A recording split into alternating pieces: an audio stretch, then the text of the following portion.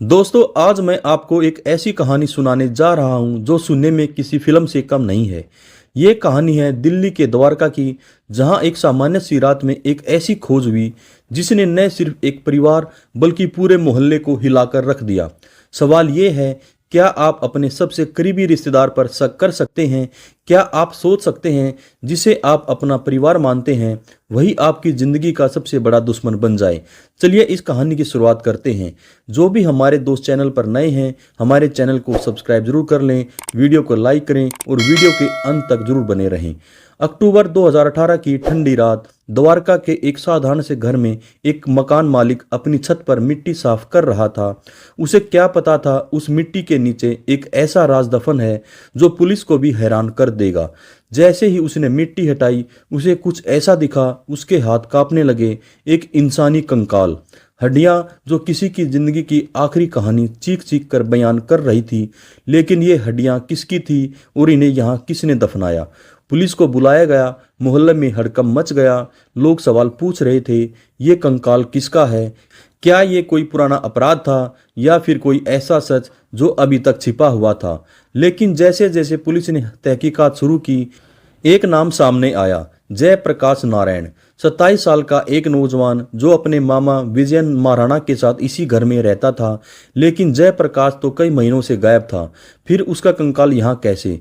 और सबसे बड़ा सवाल, क्या उसका अपना मामा, जिसे वो अपना परिवार मानता था, उसकी मौत का जिम्मेदार था? जयप्रकाश नारायण 27 साल का एक नौजवान, उड़ीसा का रहने वाला, जो दिल्ली में अपने सपनों को पूरा करने आया था। और विजयन महाराणा उसका मामा, एक ऐसा शख्स जिसे जयप्रकाश अपना दूसरा पिता मानता था। लेकिन क्या आप यकीन करेंगे, यही मामा उसकी जिंदगी का सबसे बड़ा दुश्मन बन गया। जयप्रकाश और विजयन की कहानी शुरू होती है उड़ीसा के एक छोटे से गांव से। जयप्रकाश का परिवार गरीब था, उसकी मां ने उसे पाला और विजयन, जो उसका मामा था, दिल्ली में पहले से रहता था। विजयन ने जयप्रकाश को बुलाया और कहा, बेटा यहाँ आ जाओ, मैं तुझे अपने बच्चे की तरह रखूंगा। जयप्रकाश के लिए यह एक सुनहरा मौका था। वो दिल्ली आया और विजयन के साथ रहने लगा। दोनों का रिश्ता मजबूत था। विजयन जयप्रकाश को काम ढूंढने में मदद करता और जयप्रकाश अपने मामा की हर बात मानता। लेकिन फिर एक तीसरा किरदार इस कहानी में आया, एक औरत। विजयन की जिंदगी में एक प्रेमिका थी, उसका नाम पुलिस रिकॉर्ड में नहीं है, लेकिन कहानी में वो अहम किरदार है। विजयन उसे बहुत प्यार करता था, लेकिन जैसे जैसे समय बीता उसे शक होने लगा। जयप्रकाश और उसकी प्रेमिका के बीच कुछ चल रहा है। क्या ये सच था या सिर्फ विजयन का वहम? ये सवाल ही इस कहानी का सबसे बड़ा ट्विस्ट बन गया। एक रात विजयन का गुस्सा फट पड़ा। वो घर आया और जयप्रकाश से पूछा, तू मेरी जिंदगी में दखल क्यों दे रहा है? जयप्रकाश हैरान था। उसने कहा, मामा मैंने कुछ ऐसा नहीं किया। लेकिन विजयन का दिमाग शक की आग में जल रहा था। उसने एक मोटर पंखा उठाया और गुस्से में जयप्रकाश पर वार कर दिया। जयप्रकाश की चीखें घर में गूंजी, लेकिन कोई बचाने नहीं आया। उस रात एक भांजे की जिंदगी खत्म हो गई और एक मामा ने अपने हाथों से अपने परिवार का खून कर लिया। लेकिन कहानी यहीं खत्म नहीं होती। विजयन ने सोचा कि वो इस गुनाह को छिपा लेगा। उसने जयप्रकाश के शव को घर की छत पर ले गया और तुलसी के पौधे के नीचे दफना दिया। फिर उसने एक और चाल चली। वो पुलिस स्टेशन गया और जयप्रकाश के गायब होने की रिपोर्ट लिखवा दी।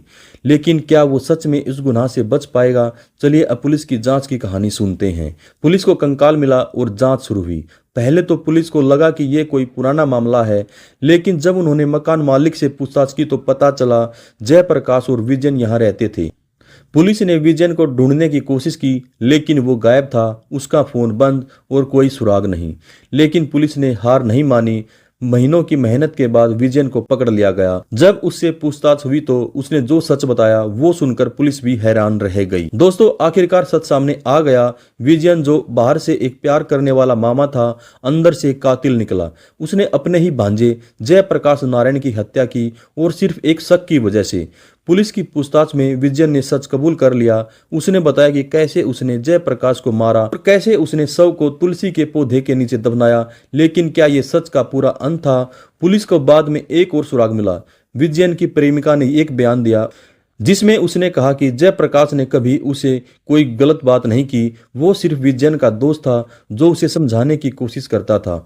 यह सुनकर विजयन टूट गया। उसका शक था जिसके लिए उसने अपने भांजे की जान ली सिर्फ एक वहम था, लेकिन अब बहुत देर हो चुकी थी। जयप्रकाश की मां आज भी अपने बेटे की याद में आंसू बहाती है। उसका सपना था वो दिल्ली में कुछ बड़ा करे, लेकिन उसका सपना एक मामा के शक की भेंट चढ़ गया। विजयन को सजा मिली, लेकिन क्या सजा से जयप्रकाश की जिंदगी वापस आ सकती थी? ये कहानी हमें सिखाती है शक और जलन कितने खतरनाक हो सकते हैं। एक रिश्ता जो खून से बना था खून में डूब गया। दोस्तों, इस कहानी को सुनने के लिए शुक्रिया। अगर आपको ये पसंद आए तो लाइक करें, शेयर करें और कमेंट में बताएं इस कहानी ने आपको क्या सिखाया। और हाँ, अपने परिवार और दोस्तों पर भरोसा रखें, क्योंकि शक की आग में सिर्फ राख ही बचती है। एक और सच्ची सनसनीखेज कहानी के साथ नमस्कार, धन्यवाद, जय हिंद, जय भारत।